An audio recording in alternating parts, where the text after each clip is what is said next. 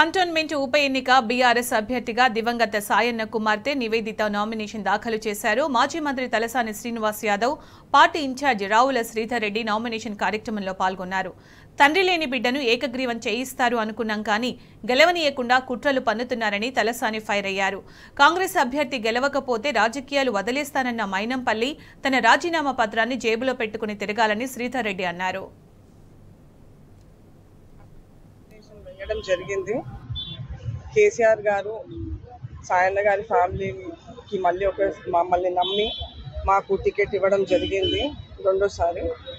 దానికి నేను ఈరోజు నామినేషన్ వేయడం జరిగింది.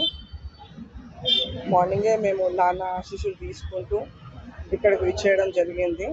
ఇక్కడ మాకు శ్రీనివాస్ యాదవ్ గారు ఆల్రెడీ ఉన్నారు. ఆయన ఆశీస్సులు తీసుకొని ఇన్ఛార్జ్ గారి ఆశీస్సులు తీసుకొనేసి మేము బోర్డు మెంబర్స్ ముఖ్య కార్యకర్తలు అందరం వచ్చి నామినేషన్ వేయడం జరిగింది. అమ్మగారితో వచ్చి నామినేషన్ వేయడం జరిగింది. చాలామంది ప్రజలు వచ్చారు. అందరిది చాలా మంచి స్పందన ఉంది. మేము ఈ పట్ల చూస్తే మేము ఎట్లన్నా మా విజయం తథ్యమని చెప్తున్నామని అనుకుంటున్నాం. మేము వెళ్ళి పొద్దున పాదయాత్రకు వెళ్ళినా కానీ మేము వెళ్ళి కలవడానికి వెళ్ళినా కానీ చాలా మంచి స్పందన ఉంది. సాయన్న కుటుంబంకి ఇచ్చినందుకు ఫస్ట్ థింగ్ వాళ్ళు చాలా హ్యాపీ ఫీల్ అవుతున్నారు కేసీఆర్ గారు మాకు ఇచ్చినందుకు. అండ్ మేము ఈ బరిలో ఉండాలి అనేసి వాళ్ళందరూ ఆశించడం బట్టే నేను ఈ ధైర్యం చేసి ముందరికి వచ్చాను. ప్రజల వల్లనే వచ్చాను.